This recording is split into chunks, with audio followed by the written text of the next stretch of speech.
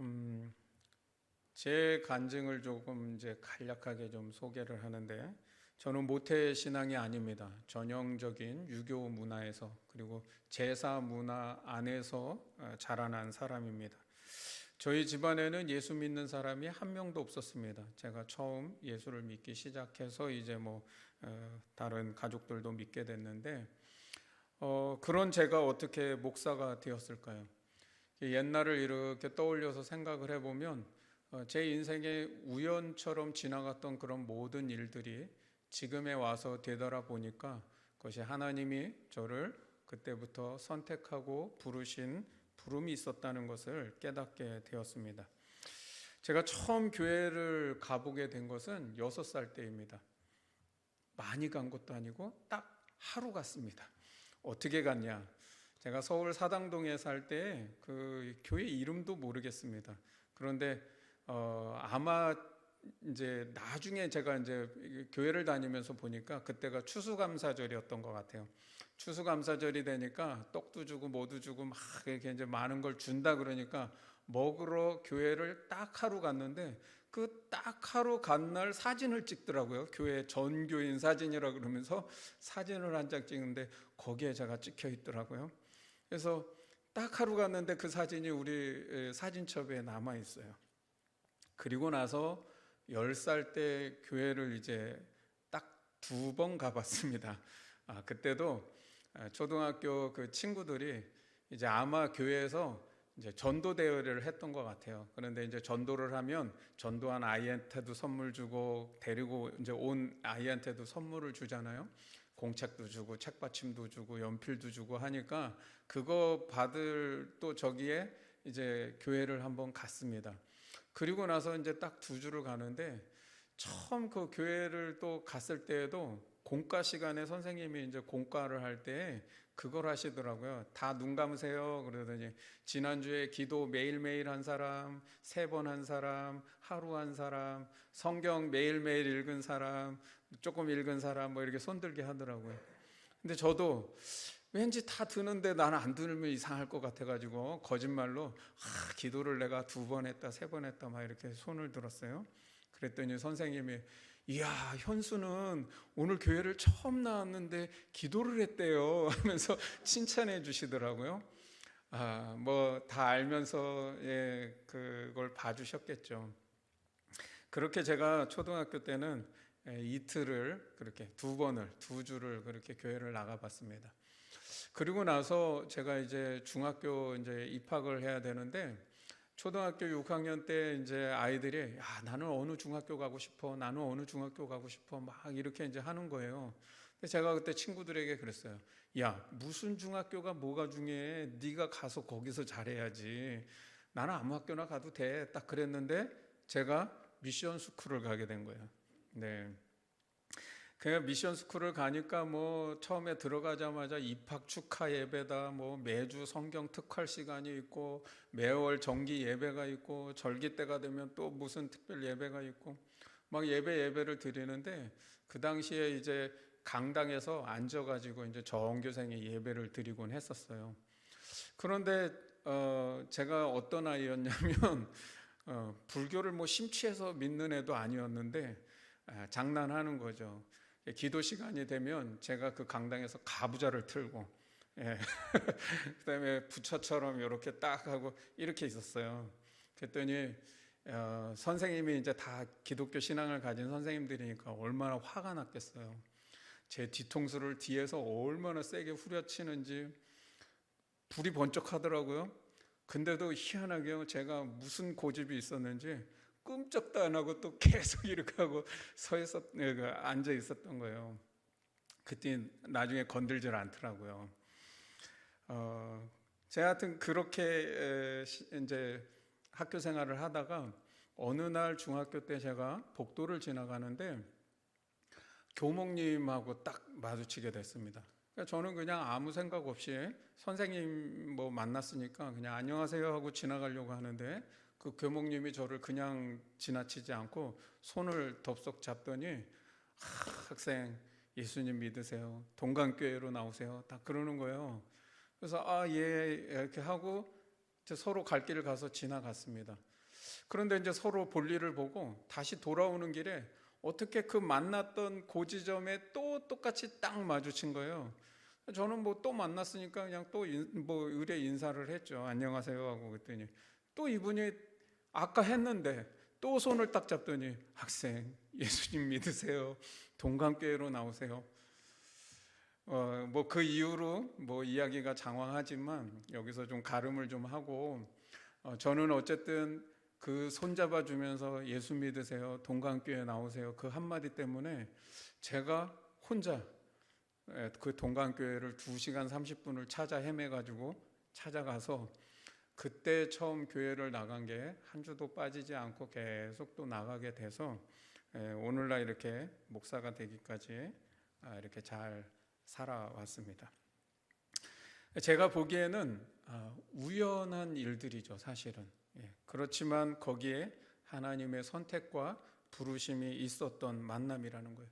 제 만남이 뒤돌아보니까 어쩌다 마주친 만남이 아니라 하나님의 섭리와 계획 가운데 나를, 그 목사님을 만나게 해주셨고, 그 만남은 하나님이 나를 만나주신 만남이라는 것을 깨닫게 되었습니다. 우연 같은 삶 속에도 하나님의 개입하심이 있고 역사하심이 있고 함께 하심이 있다는 겁니다. 여러분, 우리는 다 그분의 섭리와 계획 안에 우리가 살고 있다는 것을 깨닫고 믿고 살아갈 수 있기를 주님의 이름으로 축원합니다.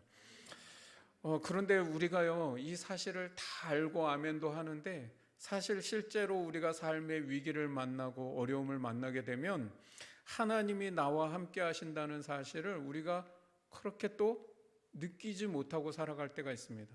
하나님이 나를 안 도와주시는 것 같고, 내가 이렇게 어렵고 힘든 때에는 왜 이렇게 가슴이 답답하고 아무것도 보이지 않는지, 그냥 기도를 한다고 해도 주여 주여 이것밖에 달리 할 말이 없는 그런 답답한 심정을 가질 때가 많습니다.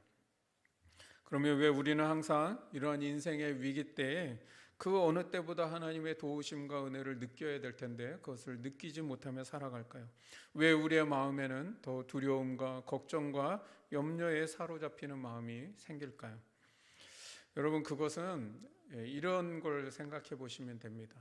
소설책 가운데 여러분 예전에 학창 시절 때 공부하실 때 그 소설이 시점이 전지적 작가 시점으로 쓰여진 그런 소설들이 있잖아요, 그죠? 전지적 작가 시점이라는 게 뭐죠? 등장인물의 인생을, 그 등장인물의 주인공, 그 주인공은 정작 자신의 인생이 어떻게 펼쳐지고 자신의 인생의 미래와 또 그 과거들을 이렇게 잘 모르고 살아갈 때가 많다는 거죠. 그런데 전지적 작가 시점에서 쓴 건 뭐예요? 그 작가가 마치 전지적이니까 신처럼 그 등장인물의 모든 것들을 다 알고 쓴다는 것이죠. 여러분, 성경적으로 본다면 인간의 삶은 마치 이와 같은 겁니다. 우리가 하나님의 이야기, 하나님의 작품, 하나님의 역사 속에 우리가 있는 거예요. 그런데 우리의 그 인간의 일생과 그 역사를 하나님이 전지적 하나님 시점에서 써내려 가시는 것이죠. 여러분, 이 말은 하나님이 우리를 미리 정해놓은 인생 가운데 두셔서 그대로만 살아가게 하셨다는 그런 뜻이 아니고요. 하나님께서 우리 인간에게 다 자유의지를 주시고 선택하며 살도록 하셨잖아요. 그런데 하나님이 전지하신 하나님이시기 때문에 우리가 어떤 선택을 할 건지를 아신다는 뜻이지 그걸 정해놓으셨다는 뜻이 아니라는 거죠. 이해가 되십니까? 그래서 등장인물인 인간의 과거와 미래, 그리고 우리의 속마음까지도 하나님은 다 알고 계신다는 거예요. 바로 그 전지적 작가 시점, 전지적 하나님 시점에서 우리의 인생이 써내려져 간다는 것이죠. 그것 때문에 우리가 우리의 인생 가운데 내 인생이 어떻게 흘러가는지 우리는 잘 알지 못해요. 그리고 하나님의 은혜가 내 삶 가운데 어떻게 역사되고 있는지 우리는 잘 못 느끼지만 하나님이 우리의 인생을 써내려갈 때에는 그 모든 것들을 아시고 쓰신다는 겁니다. 여러분, 주인공에게는 그래서 모든 일들이 다 우연이죠. 예, 그냥 우연히 어떻게 하다 보니까 이루어진 일들이지만 전지적 작가, 즉 전지적 하나님 시점에서 본다면 현재 왜 이런 일들이 일어나고 있는지를 알고 계시고 앞으로 미래에 어떤 일들이 펼쳐질지를 하나님은 알고 계신다는 겁니다. 인간의 인생은 마치 이런 전지적 작가 시점에서 쓰인 하나님의 역사, 하나님의 이야기라는 겁니다. 그래서 우리는 하나님의 역사와 그분의 함께 하심을 잘 깨닫지 못하고 살아가지만 그것이 없는 것이 아니라 때로는 그걸 못 느끼니까 왜 나에게 이런 일이 일어나냐 전혀 인지하지 못하고 불평하고 원망하며 우리 일생을 살아갈 때도 있지만 하나님 그 하나님의 역사 가운데 보이지 않게 우리와 함께하고 계신다는 거예요. 그 전지전능하신 하나님의 눈이 우리를 눈동자같이 살피시고 계시고 우리의 인생에 함께하시고 역사한다는 것을 여러분 믿으시기를 바랍니다. 아멘. 룻기의 말씀은 바로 그걸 보여주려고 한 책입니다. 사사시대라고 하는 이 암울한 시대, 이 위기의 시대 속에서 한 가정과 한 개인의 일상을 하나님께서 어떻게 인도하고 계시는지를 전지적 작가 시점에서, 즉 전지적 하나님 시점에서 지금 보여주고 있는 겁니다. 오늘 우리가 그 전지적 하나님 시점으로 이 나오미와 룻의 이 삶을 살펴보면서 하나님의 은혜가 우리 가운데에는 또 어떻게 역사하고 계신지를 발견할 수 있기를 주님의 이름으로 축원합니다. 자, 그러면 1절 말씀부터 다시 보시면 1절 말씀 다시 한번 보겠습니다. 나오미의 남편 엘리멜렉의 친족으로 유력한 자가 있으니 그의 이름은 보아스더라. 여러분 여기 1절이 룻의 인생이 전지적 하나님 시점에서 쓰였다는 것을 기록해 주는 겁니다. 룻은 자신의 인생 가운데 보아스라고 하는 사람을 내가 뭐 만나게 될지 이 사람이 나중에 내 남편이 될 사람인지 사실 아무것도 잘 알지 못합니다. 그러나 이 룻기는 이미 룻의 인생 가운데 하나님께서 보아스라고 하는 사람을 예비해 두셨다고 하는 것을 그런 예비하신 은혜가 있다는 것을 지금 예고하고 있는 겁니다. 그래서 1절과 2절 사이에는 아무런 상관관계가 없어요. 그냥 1절에 미리 알려주고 있는 것이죠. 룻의 인생 가운데 이러한 사람을 예비해 두셨다라고 하는 걸 미리 이제 예고하고 시작하는 겁니다. 여러분 우리의 인생도 전지적 하나님 시점에서 믿음으로 생각해 보면 나는 내 인생이 누구를 만나고 어떻게 전개될지를 전혀 깨닫지 못하고 그냥 우연한 우리의 일상을 살아갈 수 있습니다. 그러나 하나님 시점에서 본다면 하나님께서 보아스를 예비해 두신 것이 있다는 겁니다. 여러분 1절의 보아스는 유력한 사람이라고 소개하고 있습니다. 이것은 단순히 부자를 뜻하는 말이 아닙니다. 뭐 마을의 유지다 뭐 그런 뜻 정도가 아니라 물론 1차적으로는 그냥 단어적으로는 그런 뜻이겠죠. 그러나 이 성경이 말씀하려는 유력한 자의 의미는 하나님의 은혜를 베풀어 줄 힘이 있는 사람이다 라고 하는 것을 뜻하는 것이죠. 여러분 하나님께서는 우리의 인생에 하나님의 은혜를 베풀어 줄 힘을 가진 사람을 두십니다. 문제는 우리가 그 은혜의 사람을 어떻게 만나느냐가 그게 이제 중요한 문제이죠. 그러면 이제 룻이 이 어떻게 보아스를 만나게 되는지를 이제 2절 말씀으로 가서 보겠습니다. 2절에 모압 여인 룻이 나오미에게 이르되 원하건대 내가 밭으로 가서 내가 누구에게 은혜를 입으면 그를 따라서 이삭을 줍겠나이다 하니 나오미가 그에게 이르되 내 따라 갈지어다 하매.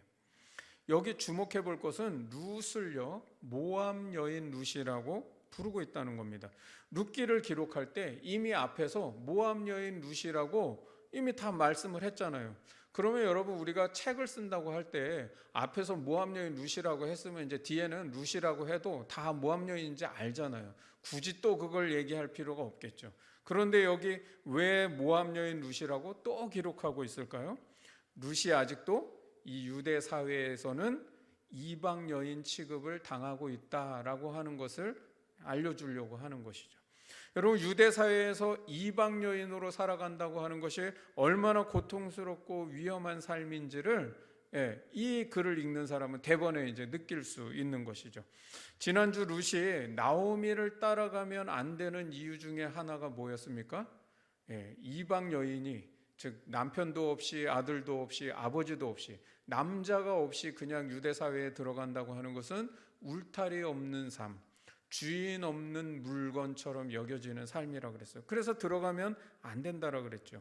그런데다가 지금의 시대가 어떤 시대예요? 사사기 시대라고 했잖아요. 이 사사 시대는 여러분 이 룻기 바로 전에 사사기 19장에 보면은 아마 성경에 기록된 내용 중에 가장 최악의 범죄가 이런 범죄 아닐까라고 하는 이야기가 다뤄지고 있어요. 레위인이 첩을 두고 살아갑니다. 그런데 그 첩이 또 다른 남자랑 행음을 합니다.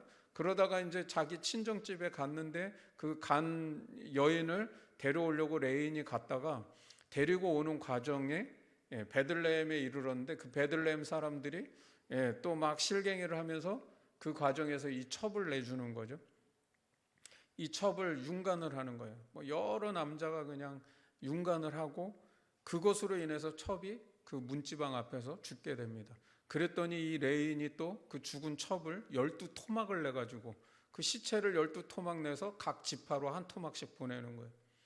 여러분 이게 성경에 기록해도 될 내용인가 싶을 범죄가 지금 이렇게 되고 있죠.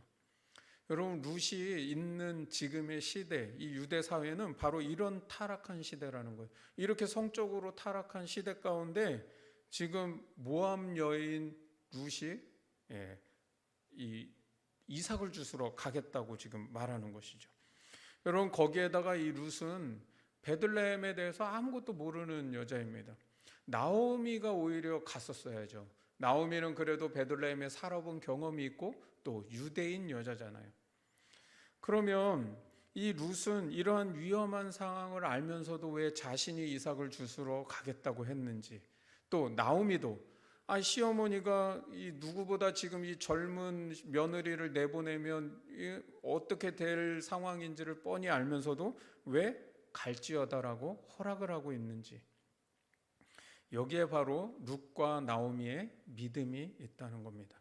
여러분 2절을 다시 한번 보시면 내가 누구에게 은혜를 입으면, 내가 누구에게 은혜를 입으면, 룻이 지금 고백하는 이 말이 내가 누구에게 은혜를 입으면, 여러분 이 말의 뜻은 내가 혹시 하나님의 은혜를 입으면 나로 이삭을 죽게 할 사람을, 즉 은혜를 베풀어 줄 사람을 만나게 될 겁니다 라고 하는 믿음을 갖고 말하고 있다는 겁니다.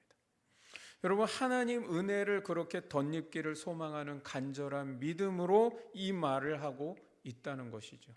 1절에 유력한 사람이 어떤 사람이라고 그랬어요? 하나님의 은혜를 베풀어 줄 힘을 가진 사람. 그런데 지금 2절에서 룻은 어떤 사람을 지금 만나기를 원하고 있습니까? 하나님의 은혜를 베풀어 줄 사람을 내가 만나게 되면이라고 그런 믿음을 지금 말하고 있잖아요. 즉 하나님의 예비하신 은혜를 룻이 정확하게 소원하고 있고 그것을 믿음으로 간구하고 있다는 겁니다. 즉 하나님의 예비하신 뜻과 룻의 믿음이 서로 통하고 있다는 것을 보여주고 있는 것이죠. 나오미는 바로 그런 룻의 믿음을 인정하고 있는 것이고 자기도 하나님께 은혜를 입게 될 것을 믿고 있다는 겁니다. 여러분 내 믿음이 하나님의 예비하신 뜻과 내 믿음이 서로 하나가 될 수 있는, 연결될 수 있는, 통할 수 있는 믿음이 될 수 있기를 축원합니다. 막연한 믿음이 아니라 그냥 내가 이렇게 됐으면 좋겠다 하는 그 믿음이 아니라 하나님이 나를 위해 뜻하신 그 예비하신 은혜가 뭔지를 그것을 알고 그것을 믿는 믿음, 그 뜻과 통하는 믿음, 그 믿음을 가지라는 거예요. 그래서 여러분 평상시에 우리가 말씀과 기도의 삶이 그래서 중요하다는 겁니다. 여러분 말씀과 기도의 삶 그냥 하라는 이유가 아니에요. 왜 그 말씀과 기도가 중요합니까? 평상시에 우리가 하나님의 뜻을 분별하기 위해서라는 거예요. 그래야 위기의 때 하나님의 뜻하신 은혜가 무엇인지를 알고 우리가 그것을 믿음으로 소망할 수 있기 때문이라는 겁니다.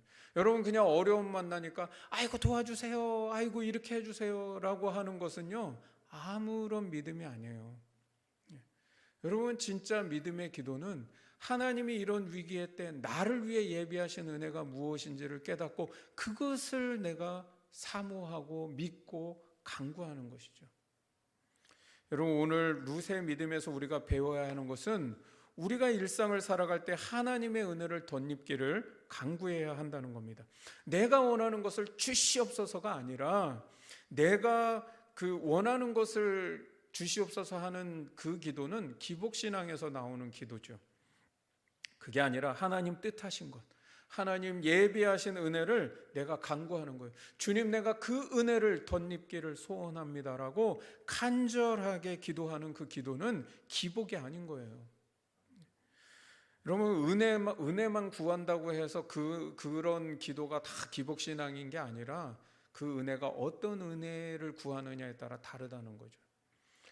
여러분, 우리가 매일매일 하나님의 은혜 속에 살기를 바라는 믿음, 그 믿음의 기도가 우리 가운데 있기를 주님의 이름으로 축원합니다. 여러분, 그래서 지금 우리가 매일 중보기도 하는 것, 이거 여러분 가볍게 여기지 마십시오. 우리가 드리는 이 매일의 중보기도가 바로 우리의 일상과 일터에서 하나님의 예비하신 은혜를 얻게 하는 힘입니다. 그게 능력이에요. 여러분, 짧은 시간이지만 우리가 꼭 시간을 내서 큐티 생활 하라는 거, 여러분, 이거 그냥 하라는 이야기가 아니에요. 바로 우리가 오늘의 말씀을 읽고 그 말씀의 뜻이 무엇인지를 상고하며 그 뜻을 깨달은 그 마음 가지고 하나님 앞에 매일 기도할 때에 이것이 우리의 일상을 하나님의 은혜로 풍성케 하는 능력이고 역사가 된다는 거예요.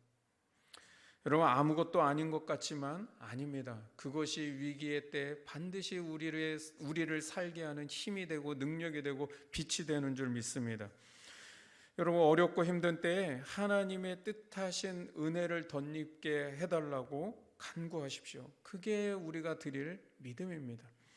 이제 3절 말씀으로 넘어가 보면 룻이 가서 베는 자를 따라 밭에서 이삭을 줍는데 우연히 엘리멜렉의 친족 보아스에게 속한 밭에 이르렀더라. 룻은 지금 아무것도 모르고 밭으로 갔는데 그 밭이 마침 보아스의 밭이었다는 거예요. 여러분, 다시 봅니다. 1절에 하나님의 은혜를 베풀 유력한 사람을 예비해 두셨다고 했습니다.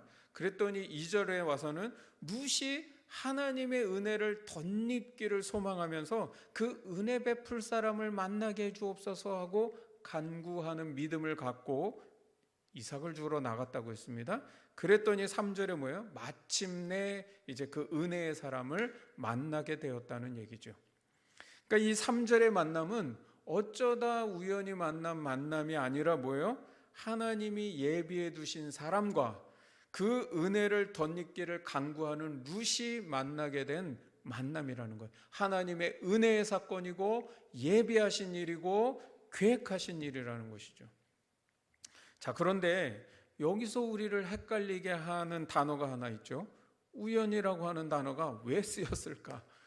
왜 우연이라고 하는 단어가 쓰여서 마치 이것이 하나님의 계획 속에 섭리 속에 이루어진 것 같지 않은, 여기에 이 우연이라고 하는 뜻은 그냥 저절로 어떻게 하다 보니까 거기에 갔더라 그런 뜻이 아니라 룻의 입장에서, 지금 전지적 작가 시점이 아니라 그 주인공의 시점에서 보면 이 룻의 입장에서는 내가 누구를 만나게 될지 전혀 알지 못하였더라. 그런 의미에서 우연이라는 것이죠. 그래서 성경을 잘 보세요.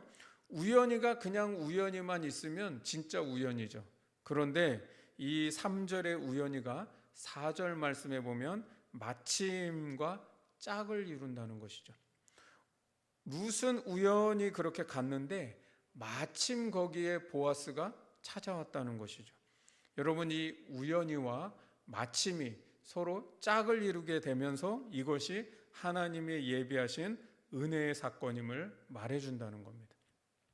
처음에 말씀드렸죠. 제가 교목님을 복도에서 만나게 된 사건은 저에게 있어서는 우연한 사건이에요. 그런데 거기에 마침이라고 하는 하나님의 필연적 은혜가 있었다는 것이죠. 하필이면 그 시간 그때 그 자리에서 어떻게 또 만나요? 여러분, 한 10초만 어긋났어도 아무 일도 일어나지 않았을 사건입니다. 그렇죠? 그런데 어떻게 그 시간에 그 자리에 그때 그 사람을 똑같이 어떻게 만나냐 이거예요. 여러분, 우연이라고 하는 저의 일상 속에 마침이라고 하는 하나님의 은혜가 다가와 그것이 서로 연결되고 만나니까 이것이 하나님의 예비하신 만남이 되고 예비하신 은혜가 된다는 것이죠. 그리고 이제 여러분 이제 5절로 가서 보면 보아스가 베는 자들을 거느린 사환에게 이르되 이는 누구의 소녀냐 하니, 여기에 이는 누구의 소녀냐라고 하는 말은 히브리 원문으로 보면 저 여자 누구의 것이냐, 주인이 누구야, 누구 소유냐, 이렇게 지금 묻고 있는 질문입니다. 그러니까 이 질문의 배후에는 어떤 뜻이 숨겨져 있습니까? 저 여자 주인 있어? 주인 없으면 내가 좀 건드려도 돼? 내 맘대로 좀 해도 돼? 라고 하는 뜻이 지금 여기에 담겨 있는 것이죠. 그러니까 이 소녀가 누구의 것이냐에 따라서 그 당시에는 함부로 다룰 사람도 되고 함부로 다루면 안 될 사람도 되는 상황이 바로 지금의 상황이라는 걸 알려주고 있는 것이죠. 그런데 6절에 그 사환이 설명을 해줍니다. 이는 나오미와 함께 모압 지방에서 돌아온 모압 소녀입니다. 아직도 모압 여인이라고 하는 걸 계속 지금 언급하고 있죠. 이것은 룻이 어떤 위기를 만나고 어떤 해를 당해도 전혀 이상할 일이 없습니다라고 하는 그걸 지금 얘기해 주는 거예요. 즉 룻에게는 은혜가 베풀어질 수 있는 상황이 전혀 아니라고 하는 것을 지금 말씀하고 있는 것이죠. 그런데 이제 7절에 가서 그의 말이 나로 베는 자를 따라 단 사이에서 이삭을 죽게 하소서 하였고 아침부터 와서는 잠시 집에서 쉰 것 외에 지금까지 계속하는 중입니다 라고 보고를 합니다. 여러분, 이 말은 룻이 지금 은혜를 덧입은 것이 아니라 자비를 얻고 있다는 것을 말씀하고 있는 겁니다. 여러분, 은혜와 자비는 다른 것이에요. 은혜와 자비가 어떻게 다르다고 했습니까? 자비는 용서의 개념이죠. 내가 어떤 잘못을 했습니다. 그러면 그 잘못에 대한 죄값을 치러야 되는데 그 죄값을 치르지 않아도 된다고 탕감을 받는 것, 용서를 받는 것이 뭐예요? 자비를 얻은 거예요. 그런데 은혜는 뭡니까? 선물의 개념이라고 그랬죠.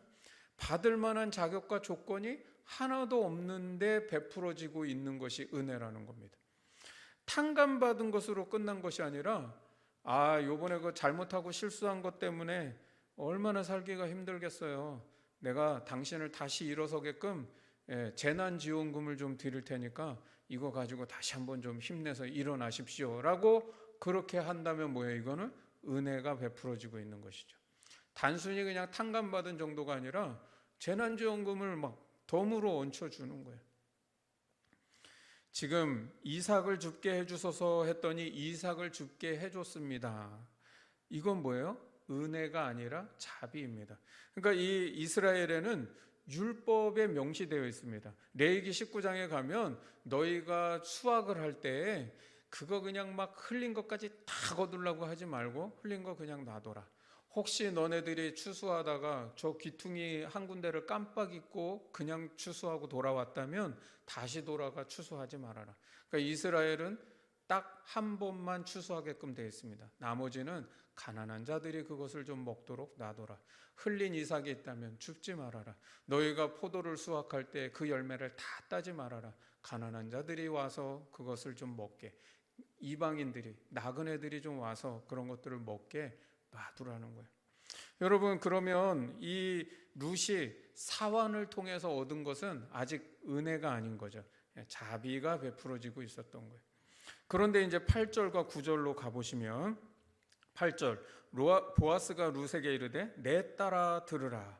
이삭을 주우러 다른 밭으로 가지 말며 여기서 떠나지 말고 나의 소녀들과 함께 있으라. 9절에 그들이 베는 밭을 보고 그들을 따르라. 내가 그 소년들에게 명령하여 너를 건드리지 말아라. 그렇게 하였느니라.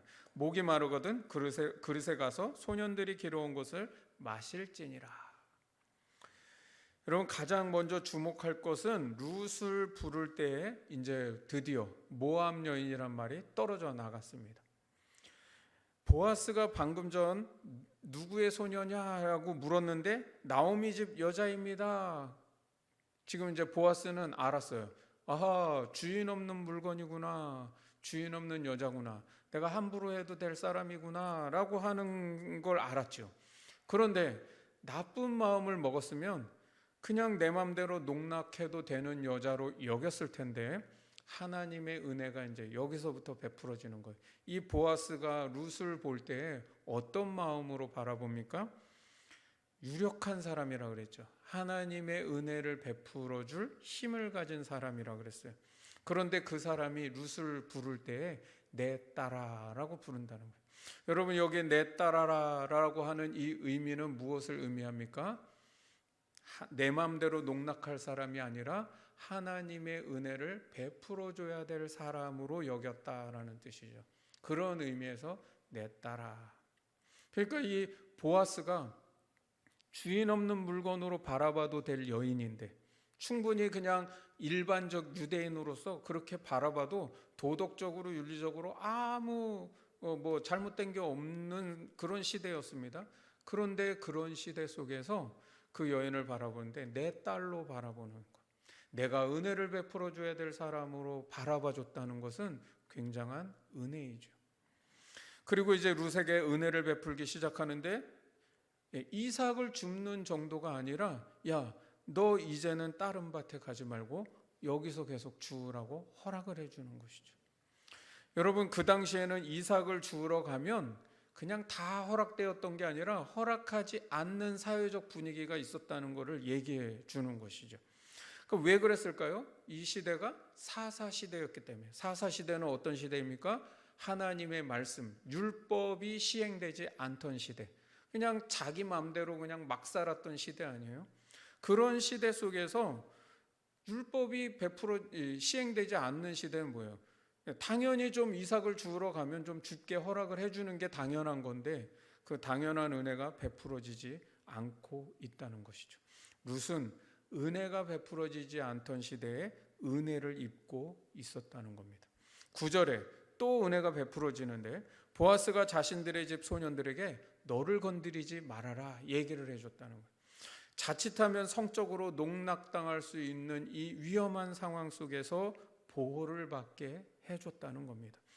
여러분, 소년들이 길러온 또 물을 마시게 해줬습니다. 이런 것들이 무엇입니까? 이 룻이 안전하지 않는 시대 속에서 보호를 받는 은혜를 입었다는 것이죠. 여러분, 14절 말씀에 가면 보아스가 룻을 식사 자리에까지 이제 초대를 해서 앉게 해줍니다. 그래서 14절 끝에 이 룻이 배불리 먹고 남았더라. 배불리 먹고 남았대요. 여러분, 먹을 것이 없어서 굶주리고 있던 상황이었잖아요. 이 나오미와 룻의 상황은 내가 풍족하게 나갔더니 비어 돌아오게 하셨다고 하는 텅 빈 인생이었잖아요. 끼니를 걱정하며 살아야 될 인생이었잖아요. 그런데 그런 인생에 배가 불러 남기까지 하나님이 채우시는 은혜를 경험하고 있다는 것이죠. 16절에 가면 자기 하인들에게 곡식다발에서 조금씩 뽑아버려서 룻이 더 많이 이삭을 죽게끔 하라는 것이죠.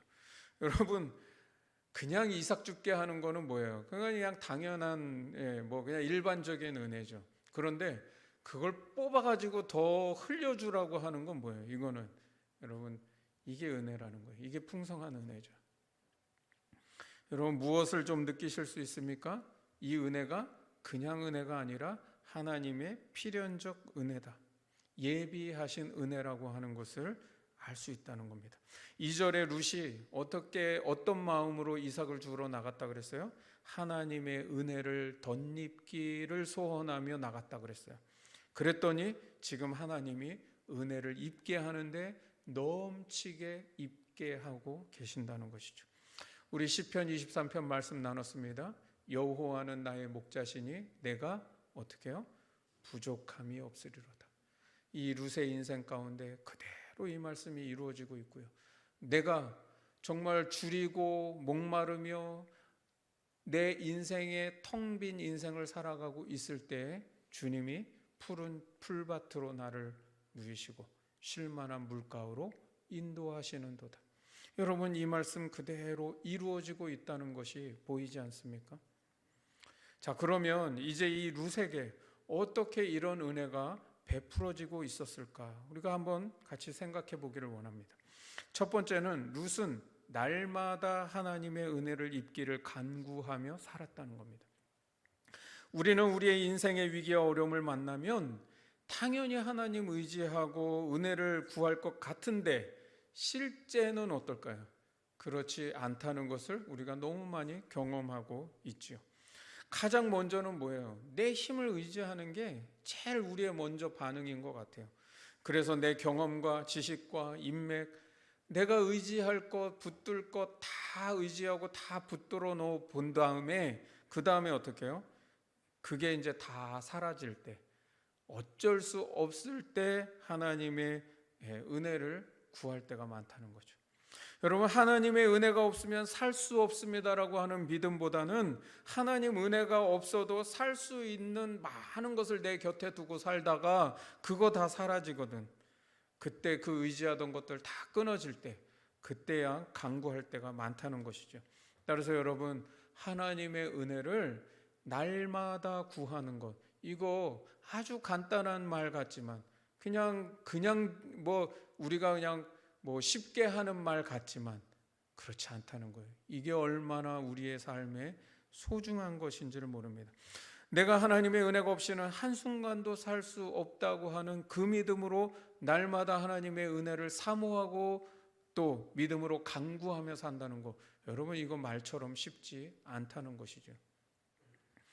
여러분, 매일 하나님의 예비하신 은혜를 덧입기를 소원하는 믿음으로 사십시오. 그리고 그러한 믿음으로 여러분의 일터를 나가십시오. 그러면 여러분의 일상 속에 하나님이 은혜가 베풀어지지 않는 시대에 은혜를 베푸실 것이고, 줄이고 목마른 시대에 배불린 남기까지 채우시는 역사를 베풀어 주실 줄 믿습니다. 여러분, 두 번째는 룻의 인생에는 우연히만 있었던 것이 아니라 마침이라는 것이 짝을 이루었다는 겁니다.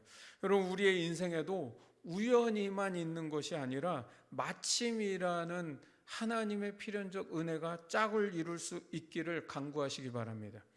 여러분, 내가 모르고 살아가는 우연한 일들 속에 하나님의 필연적인 은혜가 마침이라고 하는 그 은혜로 우리에게 함께 할 수 있기를 그렇게 간절히 간구하십시오. 우리가 은혜를 잘 구하지 않는 이유가 뭡니까? 내게 일어난 이 우연한 일들이 필연적 은혜로 연결되고 있다는 것을 깨닫지 못하기 때문입니다. 하나님의 예비하신 은혜, 예비하신 뜻이 있다라고 하는 사실조차도 우리는 신뢰하지를 못하고 살아간다는 것이죠. 우리의 삶에 일어난 일들이 여러분 필연적 은혜로 연결될 수 있도록 기도하십시오. 그래서 우리가 매일 하나님의 말씀과 기도를 소중하게 여기라는 말씀이 바로 그것 때문에, 말씀을 깨닫는 것이 있고 그 말씀을 붙들고 기도하는 것이 있을 때, 이것이 정말 하나님의 필연적 은혜구나라는 그런 우연과 마침이 짝을 이룰 수 있기를 그렇게 주님 앞에 간구하며 살아가기를 주님의 이름으로 축원합니다. 세 번째는 룻은 자신이 은혜를 입을 만한 자격과 조건이 없다는 것을 알았지만 그렇기에 더 하나님의 은혜를 의지하며 살았다는 겁니다. 여러분, 우리도요, 내가 부족하고 연약할 때, 그리고 내가 은혜를 덧입기에 한없이 부족하다는 것을 느꼈을 때, 그때 더 하나님의 은혜를 간구하시기 바랍니다. 그런데 희한해요. 우리는요, 은혜를 구하지 않는 이유들을 좀 보면, 또 여기에 보면은요, 되게 신앙 좋은 분들이 더 여기에 자주 빠져 있는 것들을 보게 됩니다. 그게 뭐예요? 염치가 없어서 은혜를 구하지 못하는 그런 신앙을 살아갈 때가 의외로 많다는 것이죠. 여러분, 은혜가 뭐라 그랬어요? 내가 그것을 받을 만한 자격과 조건이 전혀 없는데 베풀어지는 것이 은혜라 그랬잖아요. 그런데 그 은혜를 구하라고 하면 이상하게 자꾸 내 마음속에 자꾸 쑥 올라오고 있는 게 무슨 마음이에요? 아이고, 내가 맨날 하나님 앞에 이렇게 죄 짓고 살아가다가 아이고 요 어렵다고 요 때만 또 하나님 은혜 막 구하고, 이게 될란가? 여러분, 이 마음이 자꾸 우리한테 올라오는 거죠. 그리고 내가 나를 너무 잘 알아. 내가 이렇게 세상적으로 내 살 거 다 살다가 요 때만 또 하나님 은혜 쏙 뽑아먹는 것처럼 이러는 게 이게 내가 되는가? 싶은 거죠. 여러분, 이게 염치신앙 때문에 은혜를 구하지 못하는 율법적 신앙에 자꾸 빠져버리는 겁니다. 여러분, 내가 부족하기 때문에 은혜를 구하지 못한다면 우린 도대체 어디서 은혜를 구하며 살아야 합니까? 여러분, 10절 말씀에 보면 룻이 보아스에게 이런 말을 합니다. 나는 이방 여인이거늘 당신이 어찌하여 내게 은혜를 베푸시며 나를 돌보시나이까. 나는 이런 은혜를 받을 만한 자격과 조건이 아무것도 없는 이방 여자입니다. 그런데 어떻게 나 같은 여자에게 이런 은혜를 베푸십니까? 여러분, 이 보아스에게 또 나중에 고백하는 말이 뭐예요? 나는 당신의 하인들, 그 하인들보다도 더 못한 그런 여자인데 어떻게 나에게 은혜를 이렇게 베푸십니까? 여러분, 우리가 부족하고 연약한 중에 은혜가 베풀어진다는 것이 그게 은혜이죠. 내가 다 잘나가지고 받을 만한 자격과 조건이 다 갖춰져서 은혜를 받았다? 그건 절대로 우리에게 은혜일 수가 없는 것이죠. 그건 대가죠, 대가. 내가 받은 것을 또 갚을 능력이 된다고 한다면 여러분, 내가 받은 것이 하나도 은혜가 될 수 없습니다. 그러니까 여러분, 하나님께 은혜를 받았다고 할 때에 여러분이 자칫 실수할 게 은혜에 합당한 삶을 산다는 말이 내가 하나님 은혜를 갚는 삶을 살라고 하는 것으로 착각하시면 안 된다는 거예요. 여러분, 많은 신자들이요, 하나님의 은혜가 너무 커서 너무 감사해서 그래서 내가 은혜에 합당한 삶을 산다고 하면서 자칫 그 은혜를 갚아내는 삶을 살려고 하는데요, 여러분, 그건 은혜의 삶이 아닙니다. 여러분, 겉으로 보기에는 신앙이 좋은 것처럼 보이지만 그건 신앙적인 삶이 아닙니다. 갚을 수 없는 은혜를 갚으려고 하는 게 신앙입니까? 그게 아니죠. 내가 받은 은혜가 갚을 수 없는 은혜라는 것을 깨닫고 인정하고 믿는 것이 신앙인 거예요. 은혜에 합당한 삶이라고 하는 것은 갚을 수 없는 은혜를 받았다고 믿는 사람에게 자연스럽게 나오는 반응이 은혜의 삶이라는 거예요. 은혜에 합당한 삶이라는 거예요. 여러분, 이게 말장난이 아닙니다. 겉으로 보여지는 모습은 똑같을 수 있습니다. 그런데 은혜를 갚아내는 삶을 살려고 하는 사람의 신앙과 갚을 수 없는 은혜를 받은 마음으로 살아가는 사람에게 나오는 자연스러운 반응, 자연스러운 모습과는 완전히 질적으로 다른 거예요. 은혜를 받기에 한없이 부족할 때 여러분, 그래서 더 간구하시기 바랍니다. 내가 하나님의 은혜를 덧입기에 너무나 부족합니다. 나는 그런 자격과 조건이 없습니다라고 염치가 없을수록 더 하나님 앞에 은혜를 구하십시오. 그 은혜를 경험해 본 사람만이 진짜 은혜를 아는 사람입니다. 오늘 룻의 인생에 우연처럼 보이는 필연적 은혜가 베풀어지고 있는 것을 보았습니다. 은혜가 베풀어질 수 없는 상황에서 은혜가 베풀어지는 인생을 살았고요. 율법이 시행되지 않고 있는 이 시대 속에서 하나님의 자비와 은혜가 베풀어지고 있었습니다. 보호를 받을 수 없는, 즉 안전이 보장되지 않은 시대 속에서 하나님의 보호를 입었고요. 줄이고 목마른 시대를 살면서도 배불리 남기까지 채우시는 은혜를 얻었습니다. 오늘 우리도 내 인생을요, 전지적 하나님 시점에서 바라볼 수 있는 믿음의 눈을 가지고 매일 하나님의 말씀을 대하고 기도하면서 하나님의 예비하신 뜻을 발견하고 우리의 인생에 하나님 예비하신 그 필연적 은혜가 베풀어지는 그 믿음을 간구하십시오. 내가 부족하고 연약할수록 내가 은혜 받기에 합당하지 않다고 여겨질수록 더 하나님의 은혜를 간구하며 살 수 있기를 원합니다. 내가 아무리 은혜를 입기에 부족하더라도 하나님의 은혜가 아니고서는 살 수 없습니다라고 하는 그 믿음 가지고 우리가 주님 앞에 나갈 때 은혜가 베풀어지지 않는 시대 속에서도 풍성한 은혜를 베풀어 주시는 하나님의 은혜가 있을 줄 믿습니다. 아멘. 우리 이 시간 다 같이 찬양하고 기도하겠습니다.